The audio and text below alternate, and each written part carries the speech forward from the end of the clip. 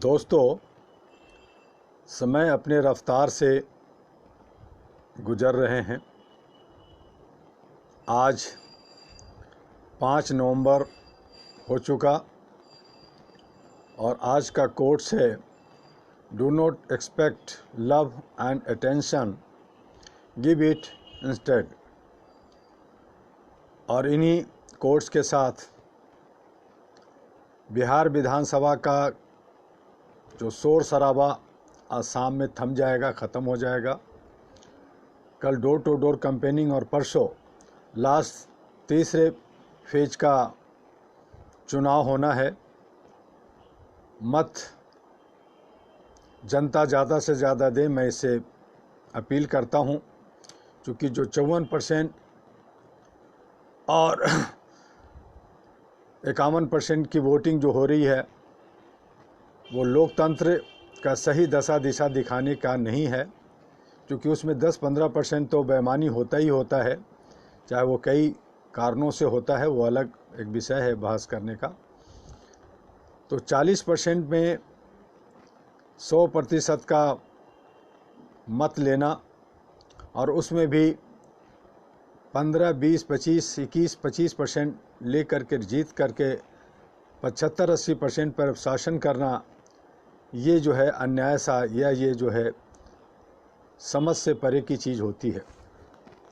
तो इसलिए जनता को चाहिए कि ज़्यादा से ज़्यादा वोट दें और जो लोग मौकाप्रस्त लोग हैं, जो लोग सिर्फ सत्ता और कुर्सी से चिपके रहते हैं, उनसे दूर रहें, उनको सबक सिखाएं और अच्छे सच्चे, चाहे वो निर्दलीय हों, चाहे छोटी पार्टी हों या कोई भी हो, लेकिन अगर वो आपके क्षेत्र का है और आपके क्षेत्र के लिए वो गंभीर है तो उसे आप ज़रूर चुनें। दूसरी तरफ विश्व का सिनेरियो में हर तरफ उथल पुथल चल रहा है। ट्रंप का ड्रम्प बन गया। ट्रंप जो उछल रहे थे उनकी बुरी हार हो रही है और जो बिडेन, जो उम्मीद नहीं थी या उम्मीद वो नहीं लगा रखे थे, लेकिन जनता ने उन्हें पूरा प्यार दिया और वो big boss mister president America के बनने जा रहे हैं। भारत के साथ क्या संबंध रहेगा, क्या होगा, क्या उसका प्रभाव पड़ेगा, ये तो भविष्य बताएगा। पूर्वाग्रह में पिछले वक्तव्यों से भारत ना घबराए। भारत को सभी प्यार करते हैं, लेकिन जो अमेरिका का जो कायाकल्प, अमेरिका के अंदर जो कुछ हुआ है उसका असर विश्व के अन्य देशों पे पड़ेगा। अमेरिका में इमरान खान, ये पाकिस्तान के अंदर इमरान खान का जाना अब तय हो गया है। दूसरे देशों में भी काफ़ी बदलाव अब देखने को मिलेगा और हमारे भारत के अंदर जो अंधभक्त लोग हैं, जो मीडिया अंधभक्ति में जी रहा है, उन्हें भी अब सबक मिल रहा है कानूनी तौर पे। जैसे भी मैं बहुत पहले अर्णव गोस्वामी को समझाया था, क्योंकि मेरा कई बार उससे व्यक्तिगत रूप में मिलना जुलना रहा है, मैंने कहा था मेरे भाई संभल करके चलो, ज़्यादा उछलना, ज़्यादा चीखना ये सेहत के लिए ठीक नहीं है। लेकिन उसने मेरी बात को नहीं समझा, नहीं माना और वो अपनी ही धुन में आगे बढ़ा। नतीजा सामने है। उसके कुछ साथ देने वाले लोग भी खामोश हैं और जो कानून कहेगा, जो करेगा वो करेगा, क्योंकि अभी उस पर एक नहीं और भी बहुत सारी बातें हैं। तो एक बार जब नेट में आ जाता है तो आदमी फंसता रहता है, चाहे पानी में बार बार जाल को डाला जाए, निकाले जाए, लेकिन है तो वो जाल में ही, और इस तरह से वो नेट में आ जाता है। इसी तरह से बाकी मीडिया का भी हालत होगा और भारत के अंदर भी एक बदलाव का ब्यार चलेगा। और मैं समझता हूँ कि जो आरएसएस की दादागिरी 2024 से आगे नहीं जाएगा। बहुत सारे लोग अपने अपने तरीके से अपना मत देते हैं, अपना भविष्यवाणी करते हैं, लेकिन मेरा मानना है, मैं कोई ज्योतिष नहीं हूँ, लेकिन जिस हिसाब से भारत में कुछ अच्छे काम हो रहे हैं, इसमें कोई दो नहीं रहे, उसका मैं हमेशा सम्मान किया। लेकिन बहुत सारे ऐसे जो जिसमें बतौलाबाजी, जिसमें सिर्फ जुमलाबाजी, योजना परियोजना, लेकिन उसका लाभ जब जनता को नहीं मिलेगा तो जनता अब वो भोली भाली, वो चुपचाप रहने वाली नहीं है, बल्कि अंदर से बहुत ही जागरूक हो गई है। और इसका श्रेय all India human rights association, अहरा नेशनल पार्टी और हमारे जो लाखों लोग भारत के 36 राज्यों में यूटी मिला कर के जो है और भारत के बाहर हैं, उन सब का अथक प्रयास रहा कि भारत के अंदर अब मानवाधिकार को लोग जानने और समझने लगे हैं। हालांकि अभी भी बहुत काम करने की ज़रूरत है, ख़ास करके जागरूकता पे। तो हम लोगों का जो मेन फोकस इस वक्त है मानवाधिकार की जागरूकता है, उसकी अपलिफ्टमेंट है और ह्यूमन राइट्स की प्रोटेक्शन पे हम लोग ध्यान दे रहे हैं। हमारे कम रिसोर्सेज होते हैं, कम संसाधन हैं, हमारे बीच में बहुत सारे तथाकथित लोग घुस जाते हैं।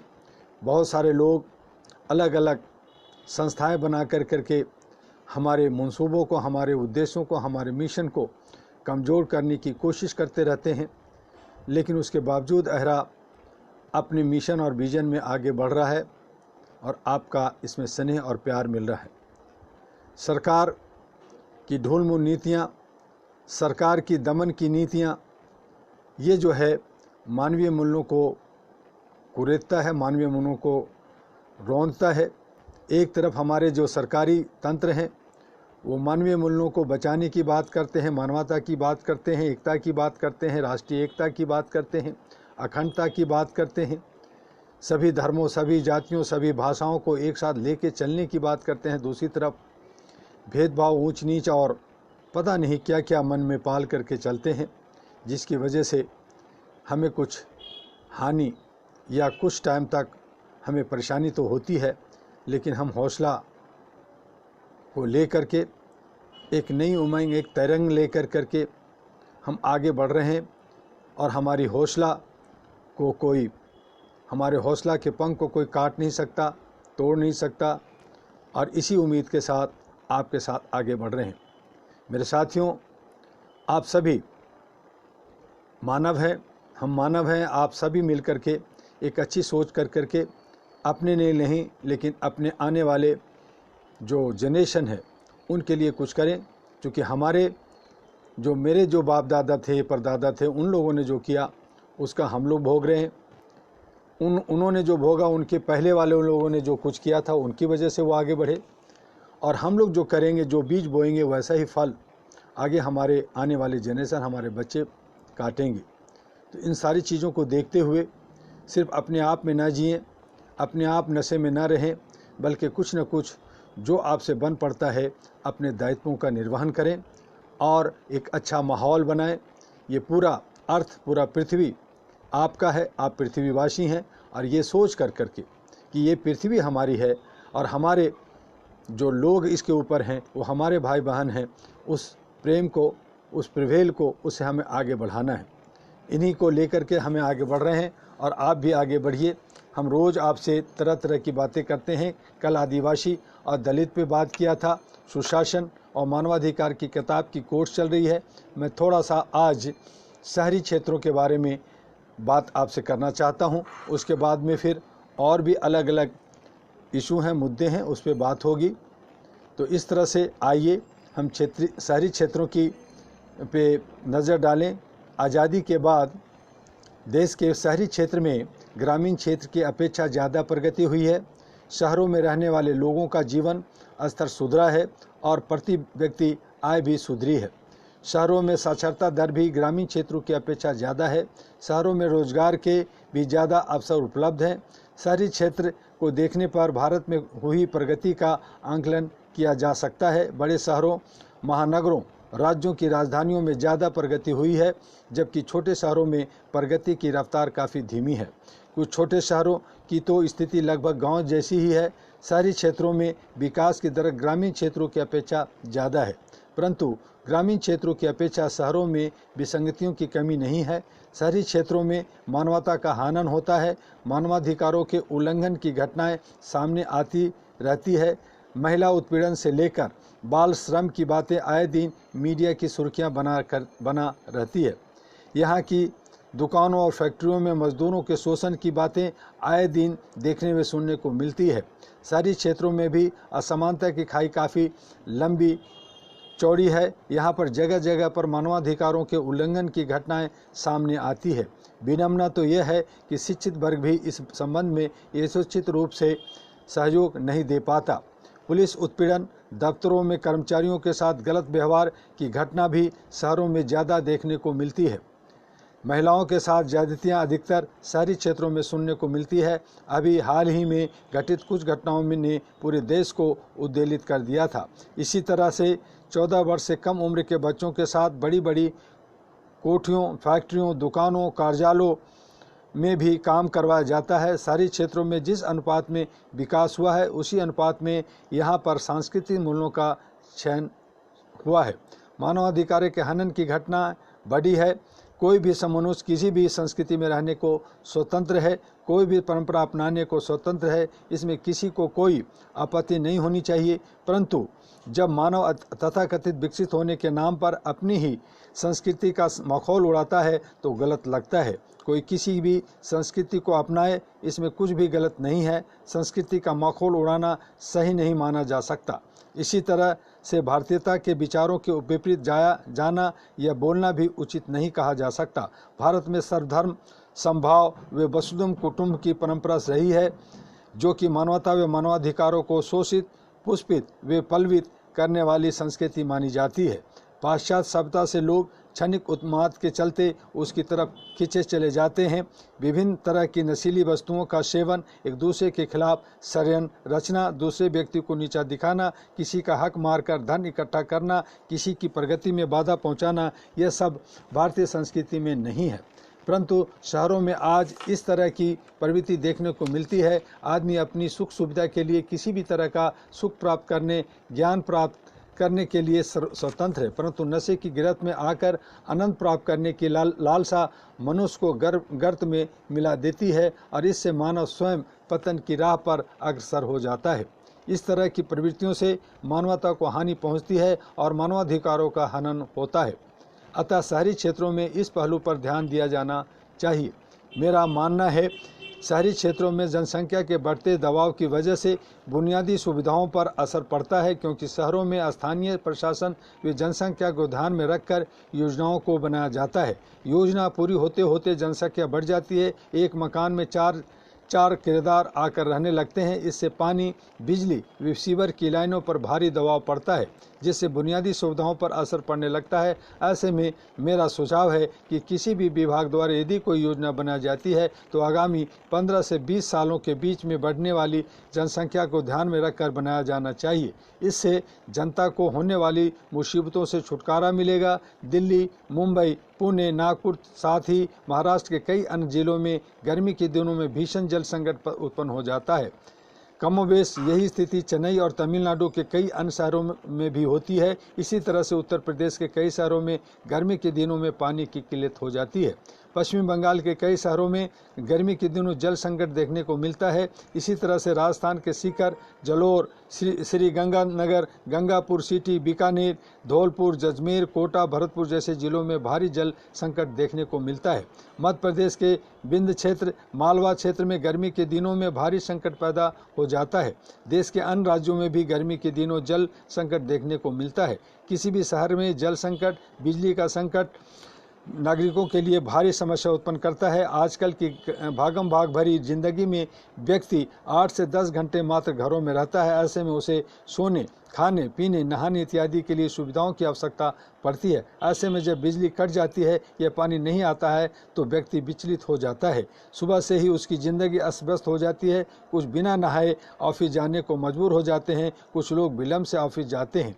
बिजली की कटौती की वजह से लोगों की नींद पूरी नहीं हो पाती। इससे दूसरे दिन लोगों की कार्य क्षमता प्रभावित होती है। लोग दफ्तरों में सुस्त बने रहते हैं। ये स्थिति प्रायः उन जगहों पर देखने को मिलती है जहां बिजली की कटौती कटौती होती है। उत्तर प्रदेश जैसे राज्यों में 8 से 10 या 10 से 12 घंटे की बिजली कटौती चिंता में डालने वाली बात है। शहरों में रहने वाले लोगों को पर्याप्त बुनियादी सुविधाएं मुहैया कराना सरकार का दायित्व होता है। शहरों में रहने वाले लोग टैक्स देते हैं और सरकारी नियमों का पालन करते हैं।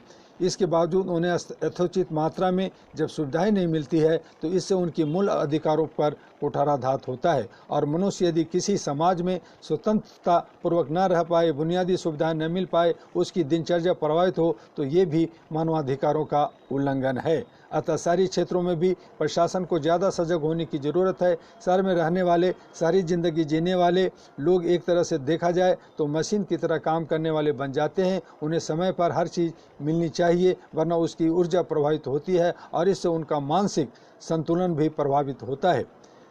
यदि आदमी की नींद पूरी नहीं होती तो वह चिड़चिड़ापन का शिकार होता है। इन छोटी छोटी बातों को ध्यान में रखकर प्रशासन को नीतियां बनाते वक्त व्यापक दृष्टिकोण अपनाना चाहिए। किसी भी शहर में या देश के किसी भी कोने से आकर कोई भी व्यक्ति बच सकता है। ऐसे में किसी भी सरकार को यह कहकर अपना पिंड छुड़ाने का अधिकार नहीं है कि उसके शहर में बाहरी लोगों के आने से बुनियादी सुविधाएँ प्रभावित हो रही है। इस तरह की भाषा मानवता के खिलाफ तथा मानवाधिकारों का उल्लंघन भी कहलाएगी। स्थानीय प्रशासन को अपने दृष्टिकोण को और मानवीय बनाना होगा। प्रायः देखा गया है कि हर मोहल्ले में, हर घर में महीने में 1 या 2-3 दिन गंदा पानी आता है जो पीने लायक नहीं होता। कभी कभी तो ऐसा होता है यह पानी हफ्ते भर आता रहता है। लोग पीने के लिए पानी का इंतजार कहीं और से करने लगते हैं। प्रशासन को गंभीर रूप से सुनिश्चित करना चाहिए कि एक दिन भी पानी व बिजली की सप्लाई प्रभावित न हो। इसी के साथ प्रायः यह भी देखा गया है कि कुछ अखबारों में जल विभाग के लोग यह समाचार प्रकाशित करवा देते हैं कि अमुक दिन विभिन्न जगहों पर पानी नहीं आएगा। यह अत्यंत ही अजीब बात है। टंकी की सफाई के लिए ऐसा किया जाता है, ऐसा करना जरूरी भी है, परंतु जो मध्य और निम्न वर्ग के लोग हैं जो पानी खरीद कर पर नहीं पी सकते, उनके लिए तो स्थिति बदतर हो जाती है। मध्यम वर्गीय परिवारों में पानी न आने से तमाम तरह की परेशानियां उत्पन्न हो जाती है। इसके लिए मेरा मत है कि यदि टंकियों की सफाई की जाती है तो विकल्प के रूप में दूसरी टंकियां सप्लाई के लिए मौजूद होनी चाहिए। टंकी की सफाई के नाम पर पानी की सप्लाई बंद करना गलत है, क्योंकि आम आदमी शहरों में पानी लेने कहाँ जाए। यहाँ न तो कुएं, न बावड़ियाँ हैं और न ही हैंडपंपों में पानी आता है। आसपास तालाब भी नहीं होते। अतः महानगरों में रहने वाले लोगों के लिए गंभीर समस्या खड़ी हो जाती है। जिस दिन पानी नहीं आता उस दिन घर की महिलाएं एक दूसरे के साथ मिलकर पानी की चर्चा में ही लगी रहती है। इसी तरह से यह भी देखा गया है कि कुछ इलाकों में बगैर बताए बिजली की सप्लाई ठप की जाती है। कहीं कहीं अघोषित कटौती कर जाती है। इस प्रक्रिया पर भी रोक लगानी चाहिए। और इसी के साथ आज मैं आपसे बस इतना ही। आप देखें कि विश्व में क्या हो रहा है और भारत में क्या हो रहा है। हमें सजग रहना है। और साथ ही all India human rights association अहरा नेशनल पार्टी, जी बिडेन जो मिस्टर अमेरिका बिग बॉस बनने जा रहे हैं, उन्हें एडवांस में कंग्रेचुलेशन, हम उनको बधाई देते हैं अपने अहरा परिवार की तरफ से। और भारत और सभी देशों के साथ सामंजस्य बनाकर एक अच्छे तरीके से जो यूनाइटेड नेशन की शक्तियों को कम करने की कोशिश ट्रंप ने किया था, उन शक्तियों को भी वापस यूनाइटेड नेशन को मिलेगा। यूनाइटेड नेशन एकता और समानता के साथ एक आंख से सभी एनजीओ, सभी संस्थाओं को साथ लेकर के चलेगी। ऐसे ही विश्वास के साथ आपसे आज विदा लेते हैं। कल फिर 1 बजे आपसे मिलेंगे। मैं आपका डॉक्टर एमी दुआ, अहरा और एनपी का राष्ट्रीय अध्यक्ष। जय हिंद, जय भारत।